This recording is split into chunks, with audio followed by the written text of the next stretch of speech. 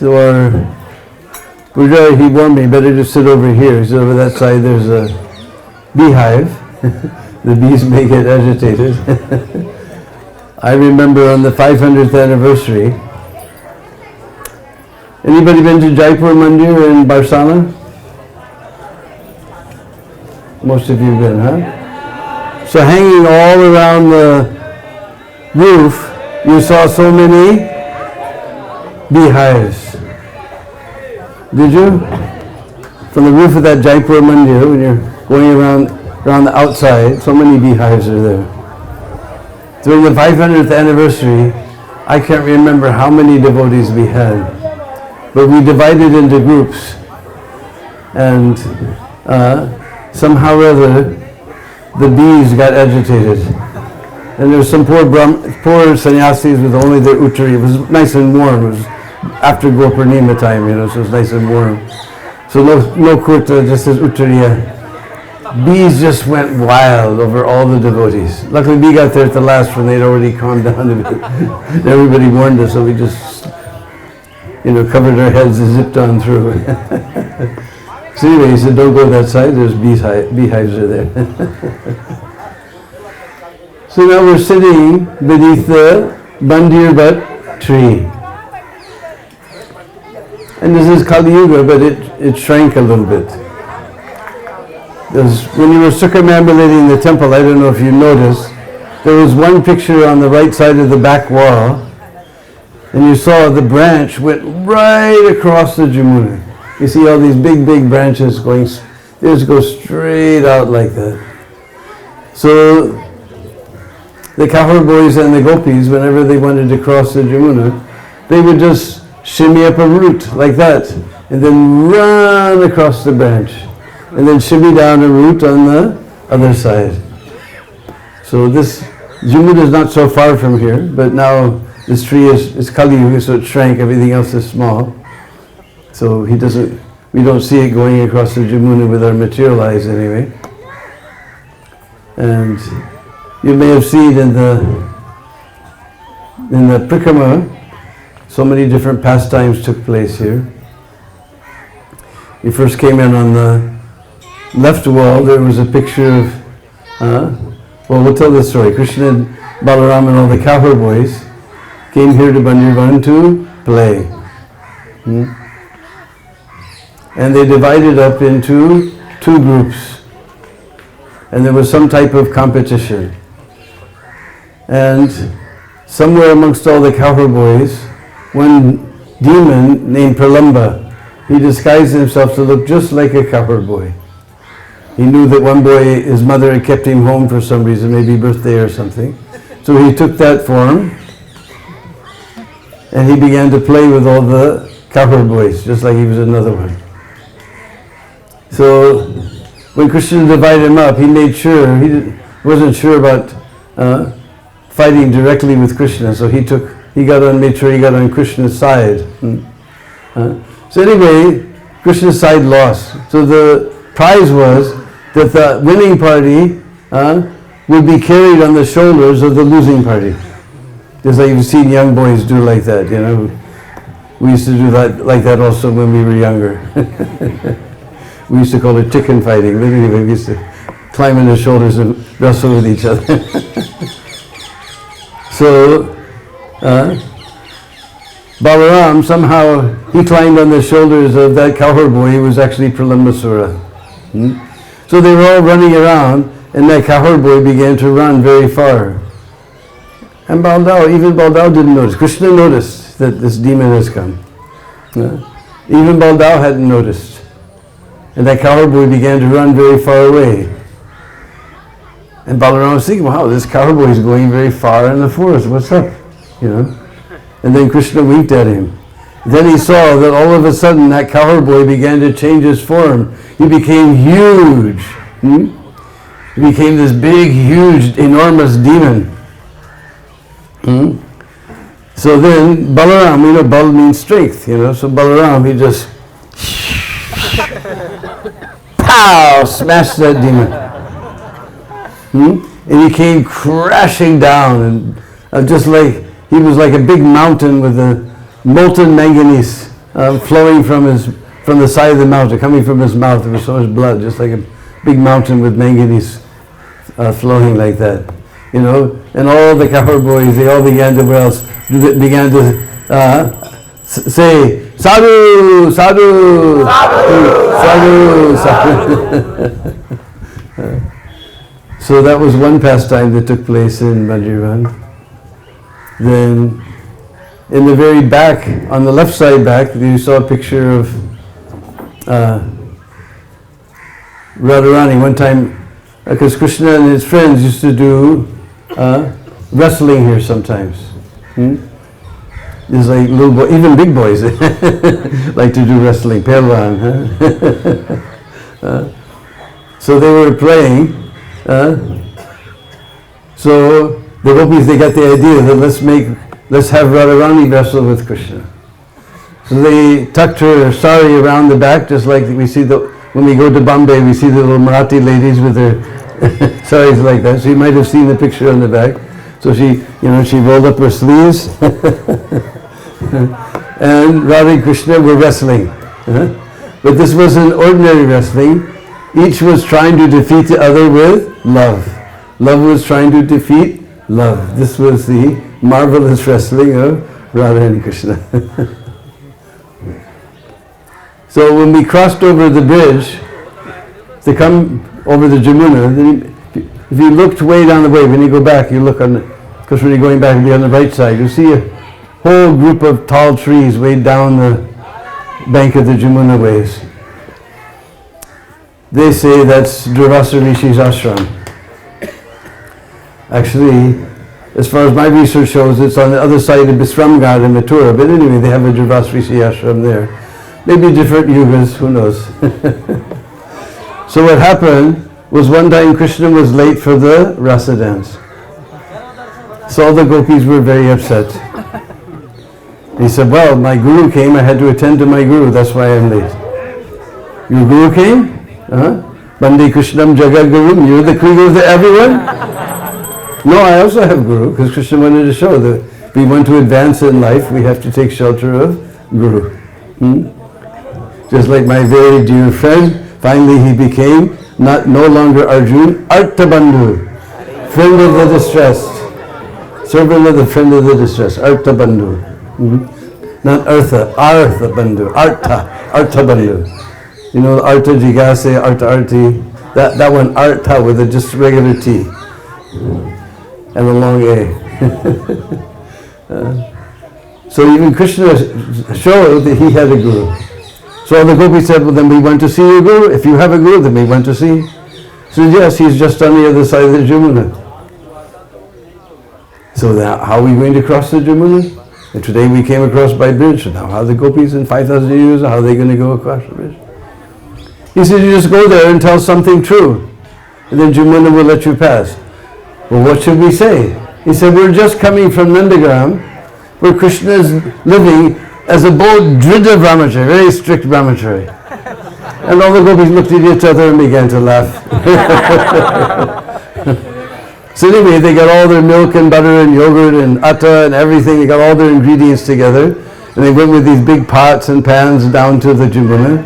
They said, we're coming from Nandagram, where Krishna is living as a Dridha brahmachari. And Jamuna became ankle deep. I don't know if you noticed the big display there on the right side. You can see the water of the Jamuna just became ankle deep, and all the gopis ran across the Jamuna. And they came to Durvasa Rishi's ashram, and they cooked huge feast with all their butter, milk, yogurt, and everything. And Durvasa Rishi, in one mouthful, whoop, he ate all of their offerings.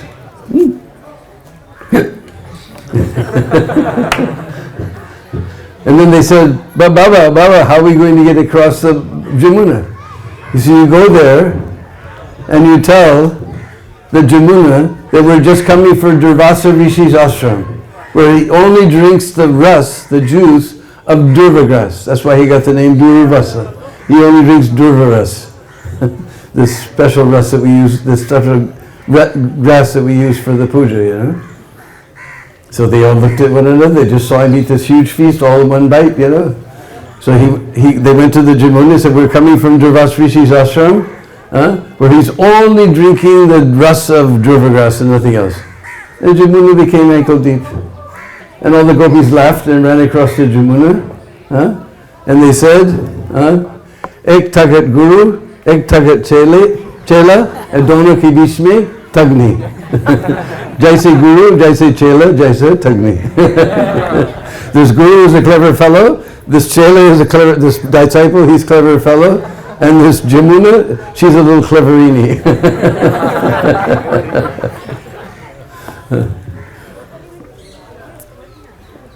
So anyway, we're keeping you in suspense. The main lila here. In fact, this was all broken cement and everything, but the disciples of Narayan Maharaj, they made this nice mandap, and on this middle deity of Radha and Krishna and Lord Brahma, this was done by them. Later, some fellow came from, I think, Attapur. He got a dream that he should make a deity here. So on the other side, that just came a few years ago, this great big deity of Radha and Krishna and Brahma.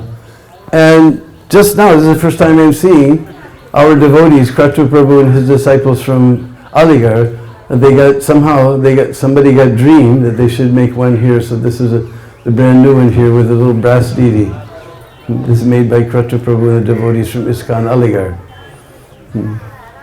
And the best description of this pastime I've ever seen is in Shivaram Maharaj's book, Benu Geet. Because there's one chapter that describes how Krishna is he's just like the cloud. He's blackish like the cloud. He gives water like the cloud. He gives shade like the cloud. In so many ways. So in that description, he describes how one day Nanda Baba, he was in Gokul, which is, now we're on the same side of the river as Gokul, so not very far away in Gokul. He wanted to take Krishna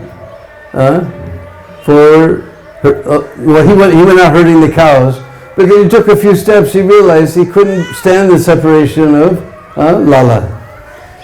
So he went back and he got Nanda Lala and sat him on his shoulder. He just couldn't leave to go herding the cows without Krishna. So what happened was one day the sun was going down and the king of the clouds, he saw that it was a cloudy day and that the sun was going to go down, and because there was clouds, the sun wasn't going to get darshan of Krishna. And he thought, oh no, if the sun goes down without darshan of Krishna, what will happen? Maybe he'll get so depressed, he won't get up the next day. Just like sometimes we get the news that some dear and loved one has left their body.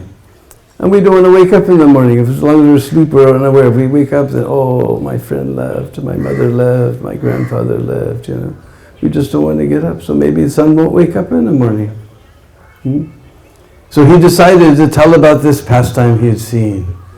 That Nanda Baba, he had so much love for Nanda Lala, he couldn't move out of the house without him. And hearing about Nanda Maharaj's ecstatic love for Nanda Nandan, all the clouds began to throw lightning bolts and thunder, lightning bolts and thunder. And just as that moment, the clouds parted a little bit, a little tiny golden ray of sunshine came through the clouds and struck Krishna, and then the sun set. So meanwhile, Nanda Maharaj, the cloud continued his story. He was going through the forest and he was showing all the wonders of the forest to Krishna. Who was he showing all the wonders of the forest to? That person who created all the wonders of the forest. But just to enjoy, relish, I'm going to use that word, enjoy, relish Vatsalya Ras, he was showing Krishna all the different things in the forest. Hmm? He said, oh look Lala, there's a little gilahari, there's a little chipmunk running on the tree. Oh, there's a koa, there's a crow, He said, oh, there's a, what do we have? Oh, we have big, huge poppery tree here. In a couple of weeks, little tiny green seed pods. I've never seen a flower, but just these little green seed pods become very, very special green starts coming on this tree. All the leaves fall off, and just these little green, they're flat seed pods like this. In summertime, they turn brown, like little brown paper bag, flat paper bag, and the Gurukul boys, they blow on top of the roof, and they just peel them open like that and eat the little nut inside. Oh, Lada, there's poppery tree. And then I think just behind it used to be bear tree, because now all the bear trees are bearing fruit now. You go and Prikrama Vrindavan, you see all the ladies sitting with a basket of little yellow fruits. So Lala, you say, oh Baba, what is this little yellow fruit? And Lala says, oh Lala, that's bear. Or in Sanskrit we call Badri. In Badrinath, Lakshmi, she felt sorry for her Lord because he was performing penance austerities, no shade. So she took the form of a Badri tree to give him shade. So she was so chaste to take care of her husband like that, that he became known by her name, Badri Nath.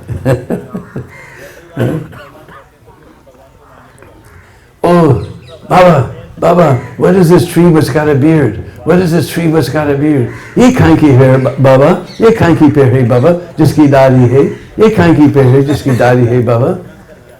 And Nanda Maharaj looked, he said, oh Lala, this is banyan tree. You see, he has so many roots hanging down, just like beard. And he said, oh Baba, what is this tree whose leaf has got a tail? What is this tree whose leaf has got a tail? Ye kanki pe hai, jiski patte ki poonche, Baba. Ye kanki pe hai, jiski patte ki poonche, Baba. And Nanda Maharaj, he looked, he said, just behind you, you'll see, there's peepal tree.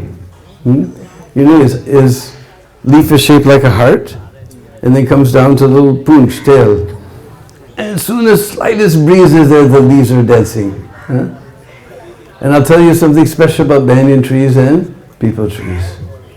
Because in high school in the botany class, we learned that the trees give off what in the daytime?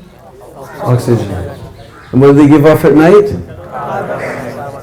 But banyan trees and peepal trees give off oxygen 24/7, day and night. They're very important trees for the environment.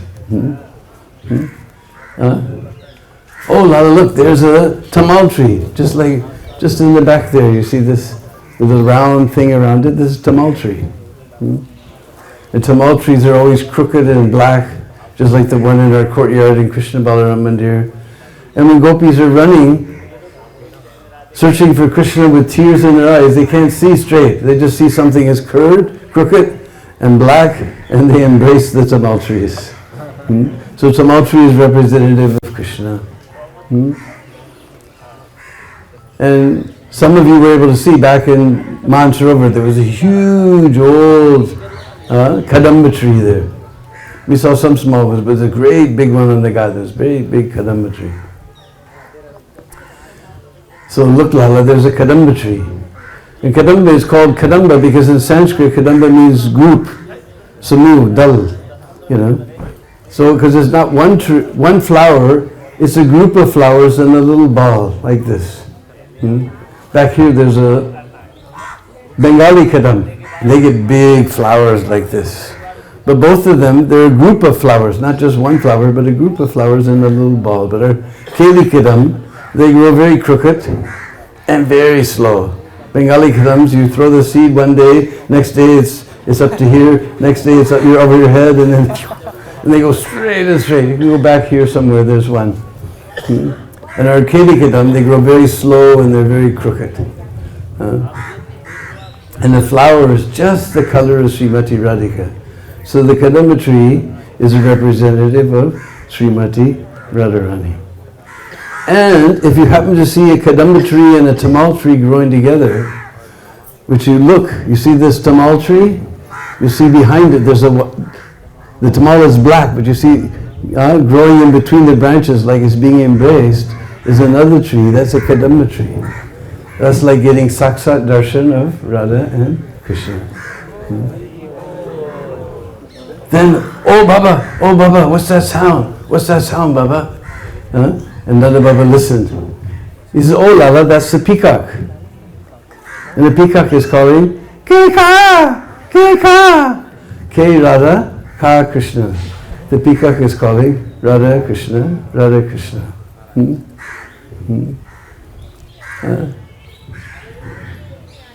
But my friend, Achyuta Prabhu, who finished building Prabhupada's Samadhi, he's from a special place in America. So he told me all the peacocks are calling, New York! New York! New York!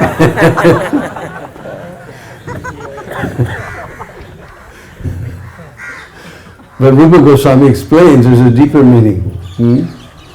The peacock is calling K. If you know Bengali, K means who. Just like when Sanatana Goswami met Mahaprabhu at Kashi, then he asked him, Kiyami, who am I? And why these three miseries are bothering me? So everybody thinks I'm a big scholar, but I don't know. Kiyami, who am I? So what is the question? That Krishna, he's a great ocean of ras. He's Rasara Sri Krishna. Who is there who can possibly reciprocate with that great ocean of ras that is Rasara Sri Krishna? And the answer is coming, Ka. It is only she, Sri Radha, with her ocean of Mahabhav. She can reciprocate with that Rasara Sri Krishna. And we know when the Rasaras and the Mahabhav combine, that is our dear Chaitanya Mahaprabhu, whose appearance day is coming in less than 2 weeks. Oh Baba, what's that sound? And Nanda Baba listened, he said,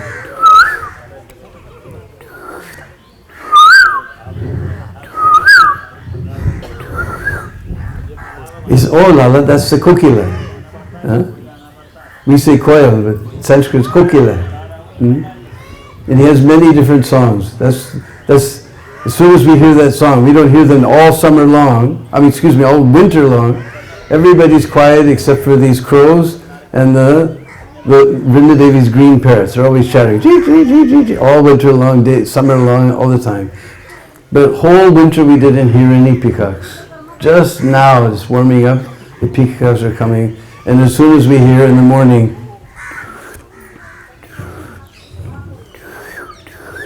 I can't do it now.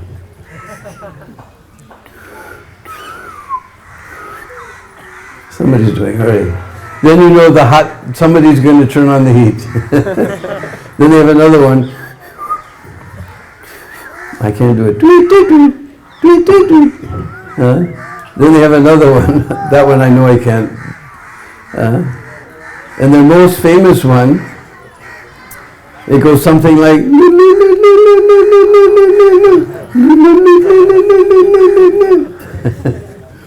and the kokilas, the female kokilas, they're very clever. Because they go in the crow's nest and lay their eggs. And then, mukti. And the baby kokilas, they cry more than the baby crows, so they get most of the nourishment.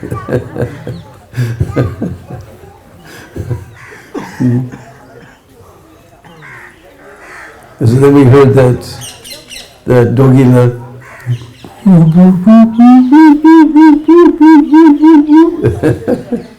And we heard about the Jalmurgi. And there's another bird. Lala was asking about all these sounds, and another bird was there. In Brijbhasa we call teeter. Prabhupada translated as Francolin partridge. You'll see them running along the ground. Very rarely they'll fly. They just run along the ground like that. At nighttime they go up in the tree, and then in the morning you'll hear I'm coming down, coming down, coming down.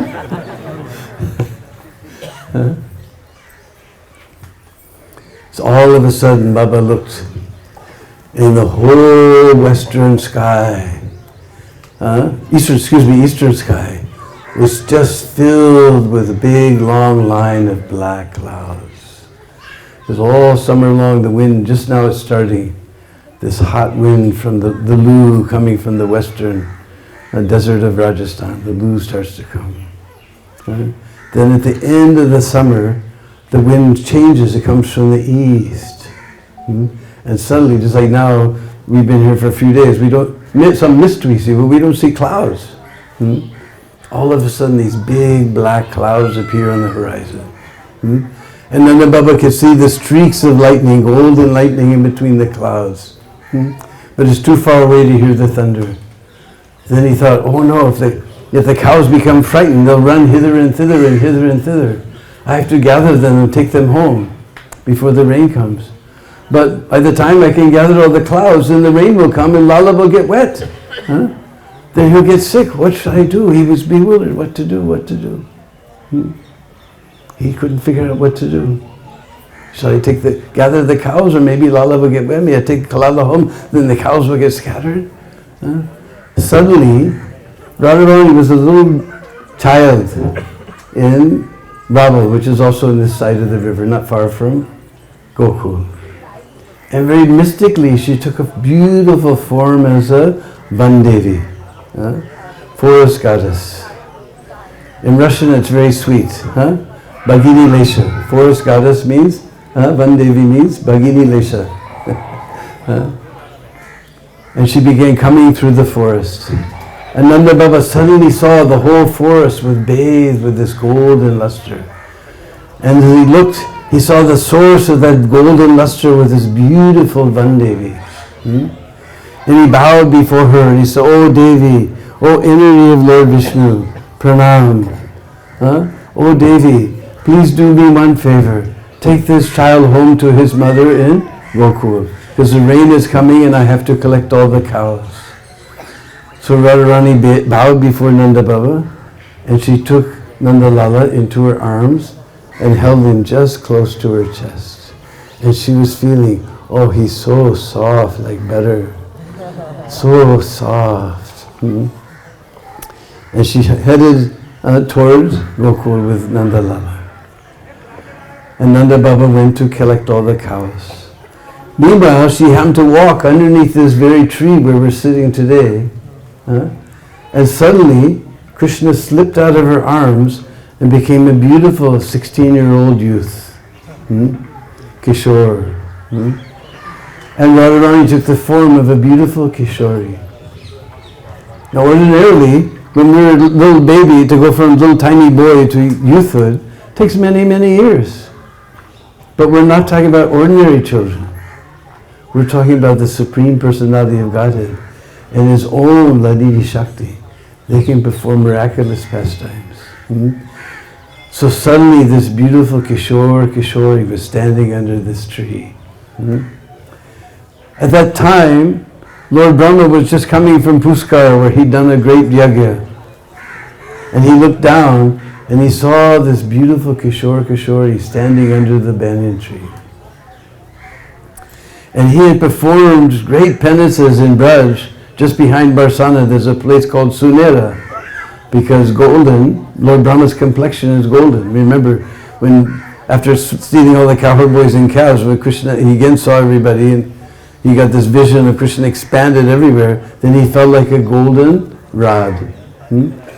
So that village became known as Sunera.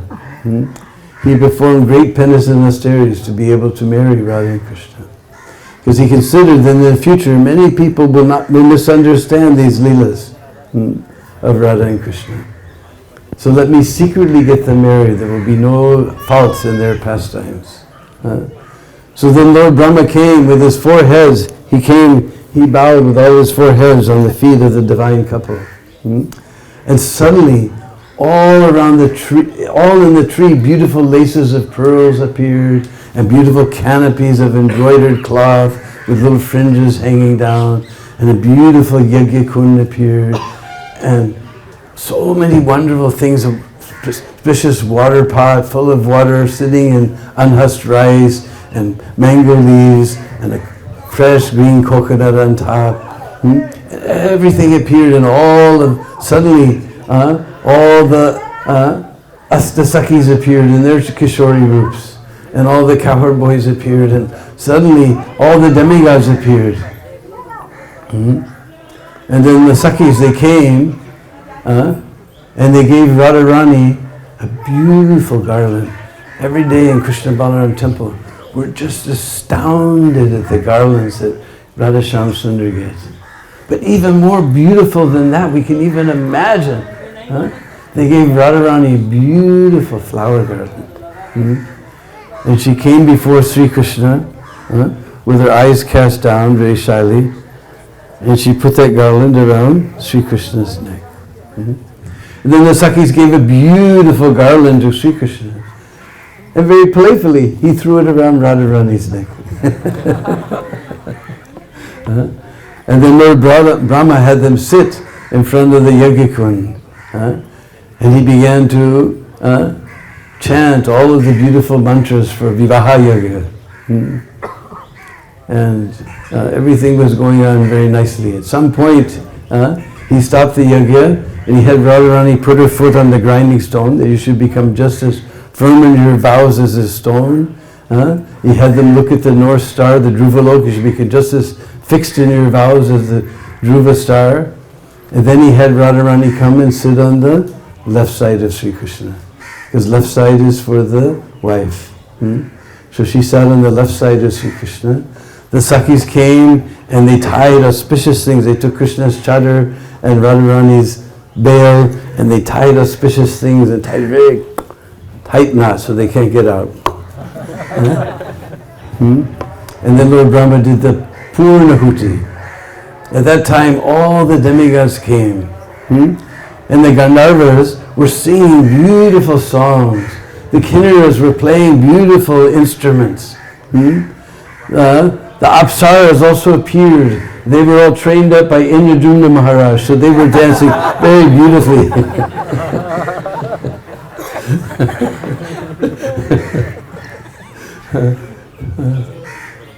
So all this wonderful thing, everybody, and then he performed the Purnahuti, and then he took rice flour as white as ground pearls, and coming from the corner of the Yajna-kund, he made 7 circles. And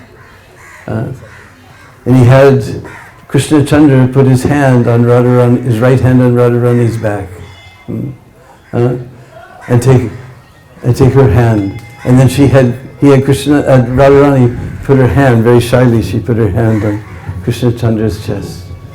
He said, "You lead her through these 7 circles, and she should go with her right foot first, and shouldn't cross with the left foot.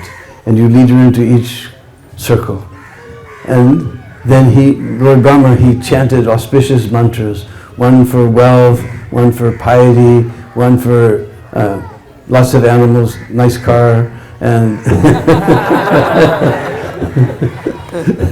nowadays. So this is called Saptapadi. And according to our Hindu law, as soon as the couple has taken those 7 steps together, they are now officially husband and wife. Because it's considered, if they will take those 7 steps together, then they will walk together for the rest of their lives.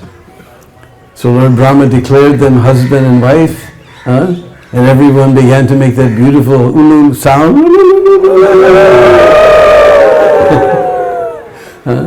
And then Lord Brahma, with his 4 heads, he bowed down at the feet of the divine couple, begging for bhakti for their lotus feet. And then, although he didn't want to leave this beautiful scene, impelled by Yogamaya, he mounted his swan carrier and left. And all the devas and devis, they didn't want to leave, but impelled by Yogamaya, everybody left. And Radha and Krishna were left alone. And Radharani, who's been cooking since the beginning of time and never cooked the same thing twice, she began to cook a wonderful wedding feast. And then with her own hand, she fed that feast to Sri Krishna. Then she took Sri Krishna's remnants. After washing their mouths and hands, Then Krishna began to stroll with Radharani through this beautiful Bhandirvan forest. We came to Vrindavan looking for a forest, and we saw big buildings like our Bombay. We said, what is this? But here we can see, especially behind. Actually, we just went, before you came, we tried to go into the forest. It's become so thick you can't even walk into it anymore. The beautiful, they put a nice wall around to protect this forest. So they began to wander through the forest, and Krishna was showing Radharani all the wonders of the forest. And suddenly they came to the bank of the Jamuna, and there was many beautiful colored minerals. Oh, actually what happened was first there was a clearing, and the sand, this dust of Braj was just like Chintamani jewels. It was just like a dancing dice. And Radha and Krishna began to dance, and dance, and dance, and dance. And they were whirling and twirling. Even the peacocks, who were very proud of their dancing, they folded their tails and came to watch the dancing of Radha and Krishna. All the forest animals came to watch the dancing of Krishna. And you've seen in India, whenever there's some performance and somebody comes with a note and waves it around, no chavar, But peacock's just an animal of the forest. He doesn't have any money. What can he give? So he took one of his tail feathers and he offered one, just simple tail feather he offered to Krishna. And Krishna accepted it as something very valuable. So valuable that he put it on top of his crown. And Radha and Krishna danced and danced and danced. When they were finally tired of dancing, they wandered down to the bank of the Jamuna to refresh themselves. And there was rocks with so many beautiful colored minerals. And Krishna dipped his fingers in those minerals and began to paint beautiful paintings on Radharani's limbs, all around her eyes and on all her limbs, like that. Then Radharani, she touched those minerals to paint Sri Krishna, and suddenly he became a little boy crying because now the thunder was coming close. And she began to wail, "Oh Prananath, don't show me this illusion. Where have you gone? Oh no, where have you gone? Where have you gone?" Then a voice as deep as thunder came from the sky. "Hey Radhe, steer ho jao, become steady. In due course of time, all your desires will be fulfilled. But now you take this boy home to his mother Yasoda before the rain comes and he gets wet." So she composed herself and picked up Krishna, held him close to her chest, and she ran through the forest. And she reached to the palace of Nanda Baba, and she entered that palace. And the king of the clouds said, "I couldn't see what happened when she entered the palace. But there was a Chatki bird. He was sitting in the window. He told me that suddenly Mother Yasoda saw the whole palace bathed with this gold and luster. And as she looked in the doorway, she saw this beautiful gold and lustered Bhandevi coming, and she bowed before, "Oh Devi, oh energy of Lord Vishnu, pranam." And then that Bhandevi announced that your husband Nanda Baba, he sent me with this child because the rain is coming. He was afraid he'll get wet and sick. So you please take this child. And she gave that child to Mother Yasoda, who just held him close to her chest. And she also, oh, so soft like butter. And then Bhandevi bowed, and very mystically, she again assumed a little form in her room in Raval. And Mother Yasoda bathed Lala and fed him and put him to rest. Hearing this wonderful story from the king of the clouds, all the clouds began to throw lightning bolts so fast, sometimes you can count 1, 2, but you couldn't even get to 2 before the other ones were happening. So many lightning bolts, all the clouds were so joyful hearing this pastime, and so much thunder was there. And Mother Yasoda became frightened. What will happen to my Lala? All this noise. And she ran into Lala's room, and she saw that he was sleeping very peacefully with this beautiful smile playing on his lips. And Mother Kirti in another part of Braj, she became frightened for her daughter, and she ran to her room, and saw that she was sleeping very peacefully with a beautiful smile playing on her lips. Both the mothers saw two different parts of Braj. Radha and Krishna were sleeping very peacefully as they dreamed about their fantasy wedding underneath this Bhandirvan tree where all of you are sitting today. Jai Jai Sri Ram.